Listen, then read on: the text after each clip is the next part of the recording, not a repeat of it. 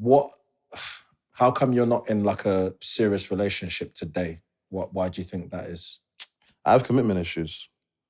I definitely have some sort of commitment issues. I think when I look back at my dad's death and how it massively affected my mum, I realized growing up, I was sometimes afraid to give love or to be loved to that intensity for someone to potentially leave, and it's a big fear for me. I think deep down, but I think I'm doing a lot of work in therapy Yeah. to really work on my issues before I go out there and start being serious with people, because I think it's not fair that I bring my trauma to the table. And I'm very open with people in the sense of I got my issues to work on and I'm not perfect and my trauma manifests in different ways. So I realized growing up just how much I feared commitment, but also, for example, I love my mum, but I don't like certain elements of my mum.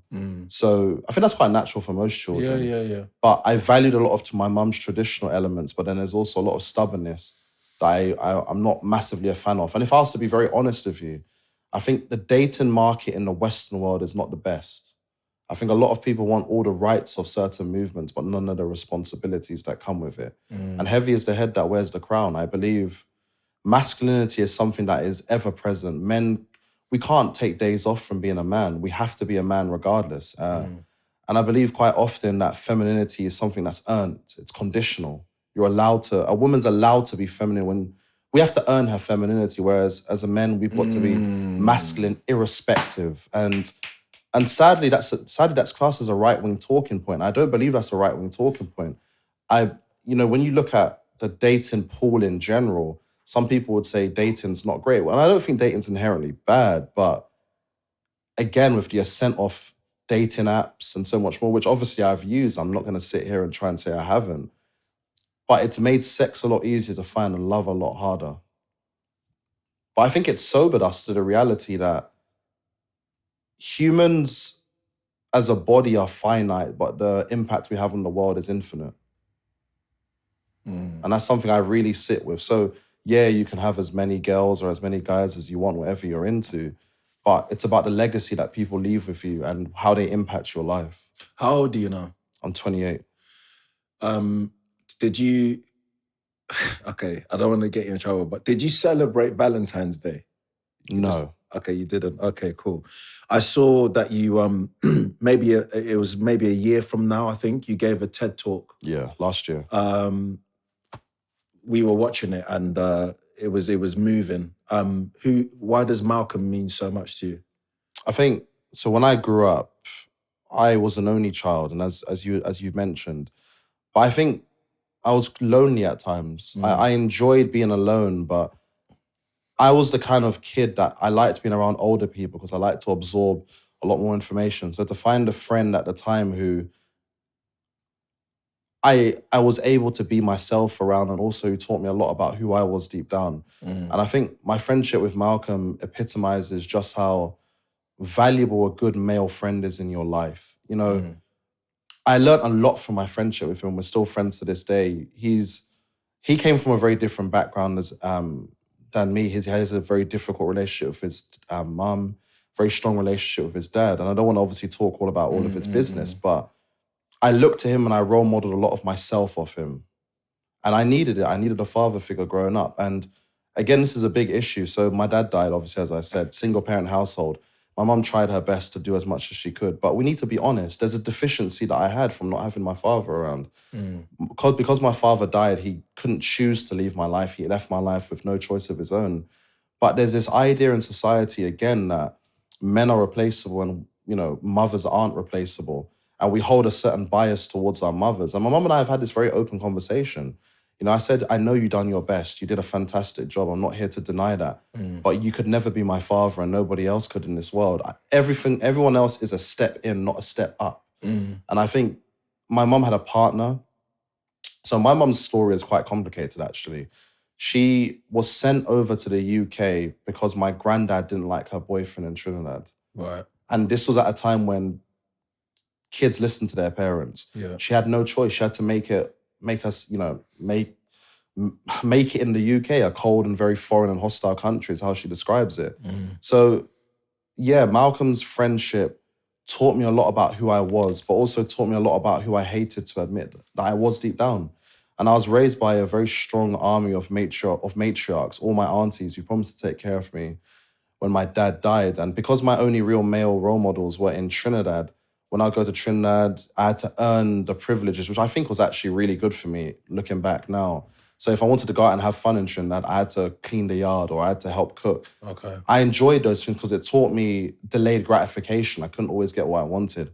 But from being around people like Malcolm, he taught me that it was okay for me to be who I really wanted to be and to not have to present who I think society wants me to be at times. How many years have you and Malcolm been friends? It's like 10 years now. 10 years deep. Yeah. I think it's about 10 years, yeah. That's strong. Yeah. What's your relationship like with money? I would say I'm a good steward of money, but I would like to earn more. So one of my biggest issues is money doesn't actually inspire me. Do you live in a big house? No. Because when we did the Zoom call once, Yeah. bro, it looked like you were in a mansion. No, I wish that was the case. I was half expecting a butler to walk behind you and be like... I think I sound more posh than I actually am. No, it's the house I saw. It could be the camera angle too. Okay, cool. But no, I live in what we class as a cul-de-sac in southwest London. So... What is that? What was your question again? What's your relationship like with money? You said you're a good steward of money. Yeah, but I'd like to ideally earn more. But the issue is money doesn't inspire me. So I've turned down jobs that pay really well and I've turned down things that don't align with my morals and values because I think unlike most people, they can do jobs that they don't like for money. Yep. It's a struggle for me. I'll be honest, it's a big struggle for me. Amen. I want to do something that I know helps people. So at the moment, I'm training to be a life coach and I'm hoping to train to become a therapist at some point later on down the line. And one of the biggest issues that I think in the life coaching industry and the therapy industry is when it's private, it's inaccessible to people. Don't get me wrong, I need to earn money, of course. But for example, £100 or £75 a session, most people don't even earn that in a day. And I believe in a capitalist society, isn't it every capitalist dream to have people to be fully functioning in society to contribute? So that's my kind of idea where you have to marry capitalism with morals and values, which people would argue you can't really do, but money just doesn't inspire me the way I would like it to inspire me. So, and I think that's leaked into a lot of parts of my life. When I was younger, I could have done a 9-to-5s that probably progressed me up the corporate ladder. But I'm not a big fan of the corporate world. There's too many squares there, as I would say. When you say squares, you're talking about some of the people and the ways you have to behave and conformity and stuff. Yeah, and I believe a lot of the people that I've met, this is an anecdotal experience. A lot of the people that I've met in the corporate world are very boring. They're not very exciting people. They have no real life stories and experiences. I'm not saying that's the case for everyone, but for the people that I've encountered. And when I look at the corporate model, you're essentially trading your dreams for a salary. But if that's a job you like, then fantastic. But it's not something I could see myself doing long term, in my opinion. I want to do something that gives me the freedom, but structure within some kind of element. So I'm trying to meander my life that way. Yeah, I totally agree with you. I found that, again, anecdotal as well. I found that being in the corporate world or, being that regular 9-to-5, whoever, kind of takes away your integrity and just swaps it with like just conformity and obedience, but no matter what. So even if you see something wrong, you need to go with the flow and with everybody else rather than speak up and risk being ostracized or absolutely bullied or anything like that. What about like money management? What's your money management like? Are you frugal? Are you resourceful? Or do you like to spend? I see a lot of rings and things on. These ones it's actually funny because my stepdad, he's actually in a home with vascular dementia, but he made these 3 rings and then this ID bracelet's my dad's. And this aura ring is part of a trial that I'm on, but I have to actually send this back. But as I said, being a good steward of money, I'm probably a lot more frugal than I probably should be. But I'm frugal because I know what it took to get the money that I do have. And one thing I've realized in the dating world is people feel entitled to your money. And if I felt entitled to vagina, it would be another issue, right? So again, if we had a very open and honest conversation, men's value comes from our social status and the things we bring, finances, and a woman's value is essentially based on her sexual appeal and Yeah, how she looks. her and certain things. So, but I think as we're equalizing the world and feminism has changed the world in some aspects, a lot of people want a traditional man without the traditional responsibilities. So, Yeah. and I believe that's on both sides of the coin, but I can only speak from a guy's perspective and from the female friends that I've had around. But I'm frugal and I'd rather be frugal than to spend silly. Yeah. You know, I try to save for a rainy day, so I've invested a lot of money and I just like to leave my money there. Talk about your views on racism just a bit more, because I know you mentioned some things earlier, but what do you think about, what are your thoughts on racism, or do you think that there is a way to, do you think it's something that will ever go away? No, I believe everyone is inherently a little bit racist and it's okay. I think it's okay. I think if we're gonna have a very open and honest conversation, we all have stereotypes, prejudices, discriminatory elements to all of us, you know. And a great example of this is this is outside of racism, but guys who are taller do better in the dating market. Short men are actually the most disadvantaged in the workplace. Most CEOs in the world are 6 foot and above, right? But when no one wants to equalize that. But when it comes to racism, when you look at, I think it's the NFL is like 95% black. Yeah. When you look at basketball, it's like Yeah. 96%. These are numbers I'm trying to remember from the last time I read. Yeah. Whereas you look at sports like golf and tennis, they've got a certain demographic. So race is undeniably tied to class. And in the UK, I would actually argue we're more classist than we are racist. Whereas I think in the US, they're more racist than they are classist. Because I believe that the system in the US was built off the back of racism. I'm not saying that the UK wasn't built off the back of racism, but I think class had an even deeper undertone. If you were poor, you were going to be black. Whereas in the US, statistically speaking, there's nowhere better in the world to be black than the US because you're more likely to have wealth.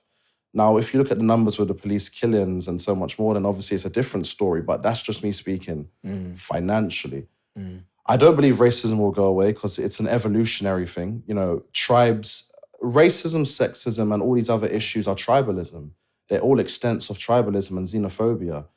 If we had a tribe and there was 10 of us and we banded together to look after one another, we're going to protect our differences and work with our similarities to protect ourselves against other people.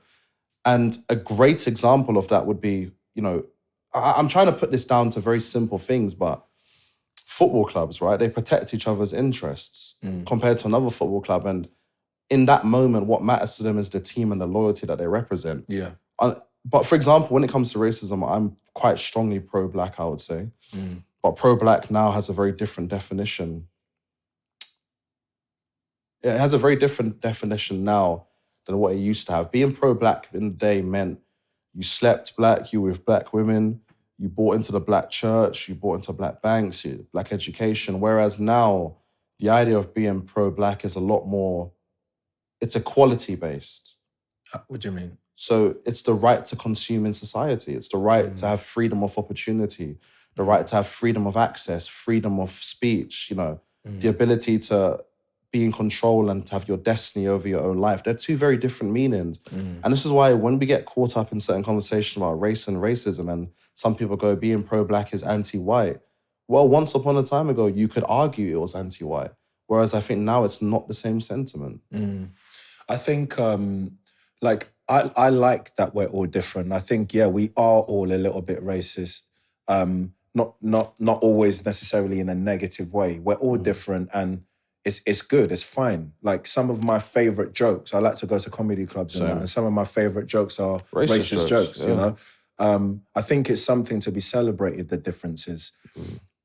Where it gets me is where it's certain powers that be that are all white, let's keep it real, and they can kind of stop you because of the color of your skin or what you represent. They stop you from progressing beyond a certain level if you are in you know, working and it's the control that the power structure has over certain people that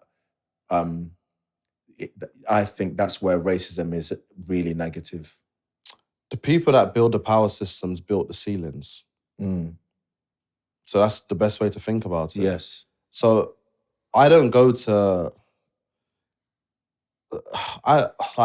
a Chinese restaurant and demand them to have black representation because it doesn't make sense. And we're okay with the idea that there's certain parts of the UK where there's ethnic enclaves. Certain parts of the UK are very heavy with Jewish population, very heavy with a black population, Turkish, Latino, and so on. But the right to consume in wider society maybe is something for us to really think about. Yeah, but I don't know. I think I'm pretty much okay because, again, this idea that all white men are bad, it was a substrata of white men that created society in which we live today. I'm not saying it was all good. I'm not saying it was all bad. I just think we need to look at it beyond certain lenses, I would say.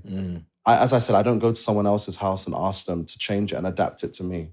Yeah. I just go and build my own house. And Yeah. I think it's the kind of mentality we have enough money in the black community to be able to build our own police force, to do things very differently. But I still think we're looking for acceptance from white society, which is understandable based on psychological trauma. But I think it's going to take a lot more sacrifice for us to not keep asking for the same old thing. We're not going to get the equality we're asking for. And I think we have to give to ourselves what other people won't be able to give to us.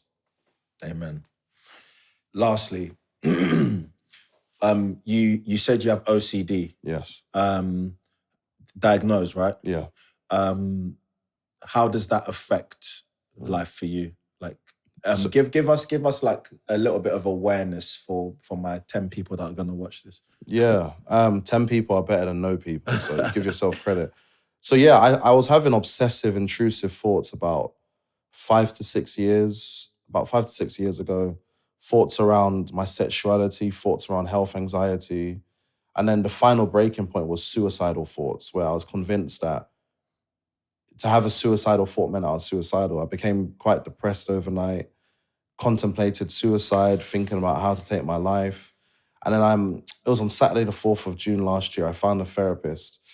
And I explained to her what was going on in my head, and I was distraught at the time. And she explained to me what I had was OCD. And since then, I've been in recovery. But people still think OCD is a cleaning disorder, and it's not a cleaning disorder. OCD manifests itself through many different ways, whether it's cleaning, symmetry, tapping, however people will try to alleviate their anxiety.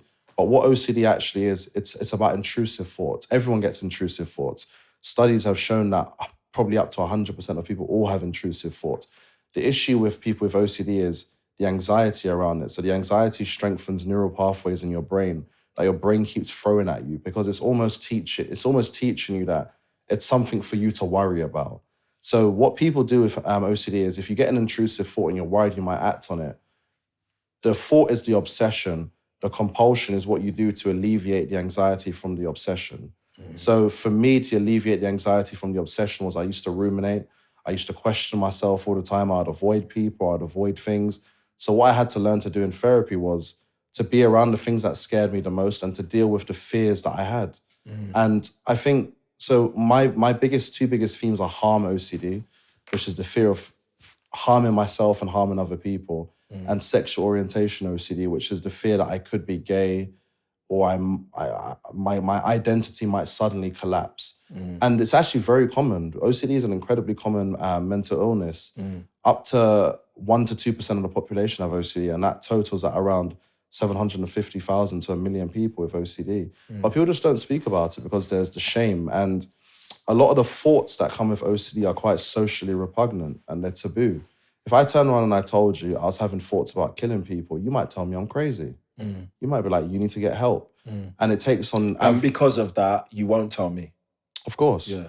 And on average, it takes about 10 to 15 years for people to be diagnosed with OCD because of the way symptoms can overlap. So for example, OCD has high comorbidities of ADHD. And we know young Black boys in the community are overdiagnosed with ADHD. And the widening of mental illnesses now and definitions mean more people are mentally ill. But I don't actually believe more people are actually mentally ill. They've widened the definition. The same way where they've widened the definition of hate crime, which inevitably means more people will be victims of hate crime. So we have to look at these definitions, but that's an issue for another day. So yeah, the main themes, as I said, are harm and sexual orientation. And since speaking about my story, I think I shared it for the first time last year, and I had several people who are friends of mine and people that I know that told me they also have OCD as well. Yeah. So I wasn't the only one that was suffering in silence. So a lot of what I do now is I try to speak about things that people don't ordinarily speak about and speak about topics that we keep hidden.